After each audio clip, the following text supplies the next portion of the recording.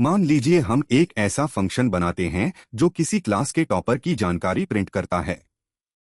यह टॉपर का नाम, क्लास और प्रतिशत प्रिंट करता है। अगर हम इस फंक्शन को एलीज, फोर्थ और 90.5 आर्ग्यूमेंट्स के साथ कॉल करें तो यह सही आउटपुट देता है।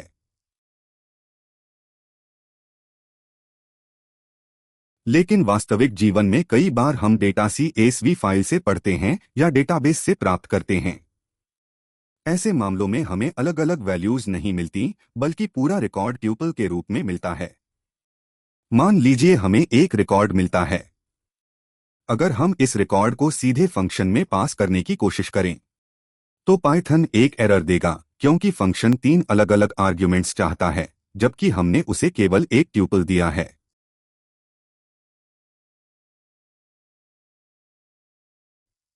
ऐसी स्थिति में एक तरीका यह है कि हम ट्यूपल के हर एलिमेंट को इंडेक्स की मदद से अलग अलग पास करें, कुछ इस तरह।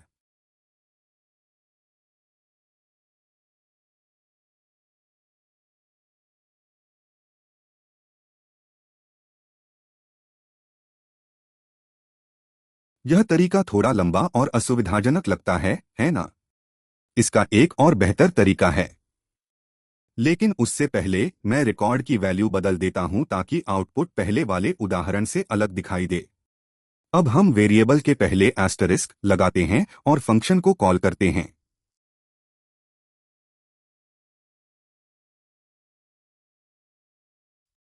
इस बार हमें बिल्कुल सही परिणाम मिलता है। तो आखिर हुआ क्या? पाइथन में इसे अनपैकिंग कहा जाता है, यानी ट्यूपल के अंदर मौजूद सभी एलिमेंट्स अपने आप अलग अलग निकलकर क्रमशः नेम, स्टैंडर्ड और परसेंटेज पैरामीटर्स में पहुंच जाते हैं। आइए अब इसे एक और उदाहरण से समझते हैं। मान लीजिए हमारे पास एक ट्यूपल में एक पॉइंट रखा हुआ है। हम जानते हैं कि उसके x और y को इस तरह अलग अलग वेरिएबल्स में निकाल सकते हैं।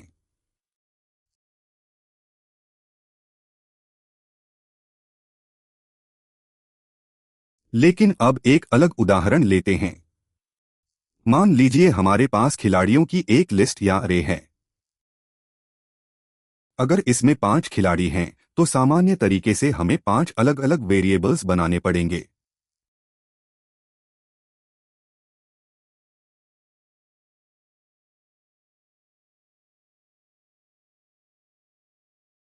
लेकिन अगर हमें केवल पहले 2 खिलाड़ियों में ही रुचि है तो बाकी खिलाड़ियों का क्या? उन सभी को हम एक ही वेरिएबल, मान लीजिए रैम, में रख सकते हैं। इसके लिए हम एस्टरिस्क का उपयोग करते हैं। यहाँ एक छोटी सी लेकिन महत्वपूर्ण बात समझिए। रैम और एस्टरिस्क रैम एक जैसी चीज नहीं है। रैम एक लिस्ट है, जबकि एस्टरिस्क रैम उस लिस्ट के सभी एलिमेंट्स को दर्शाता है। अब तक आपने देखा कि एस्टरिस्क का उपयोग हमने पैकिंग और अनपैकिंग दोनों के लिए किया है। पिछले उदाहरण में इसने अनपैकिंग की थी, लेकिन इस उदाहरण में यही पैकिंग कर रहा है। अब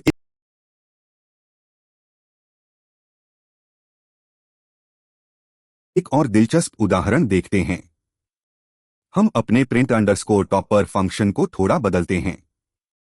इस बार फंक्शन केवल एक पैरामीटर लेगा, यानी आर्ग्स, और उसी आर्ग्स से हम नेम, स्टैंडर्ड और परसेंटेज निकाल लेंगे। अब अगर हम फंक्शन को 3 अलग अलग वैल्यूज के साथ कॉल करें तो यह बिल्कुल सही काम करता है।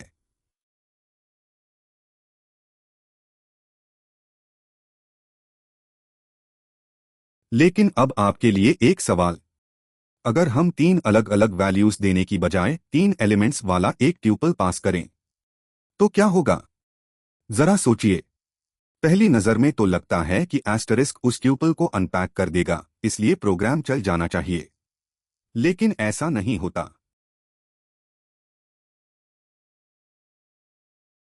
आइए देखते हैं कि आर्ग्स के अंदर वास्तव में क्या स्टोर हुआ है। ध्यान दीजिए, आर्ग्स खुद एक ट्यूपल है और उसके पहले एलिमेंट के रूप में पूरा का पूरा ट्यूपल रखा हुआ है, जिसे हमने फंक्शन में पास किया था। यानी यहां एस्टरिस्क अनपैक नहीं कर रहा है, बल्कि पैकिंग कर रहा है। इसलिए इस वीडियो की सबसे महत्वपूर्ण बात याद रखिए।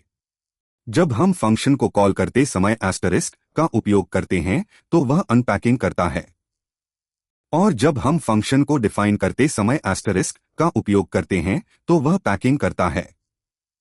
यही एक सिंबल अलग अलग जगह पर अलग अलग काम करता है।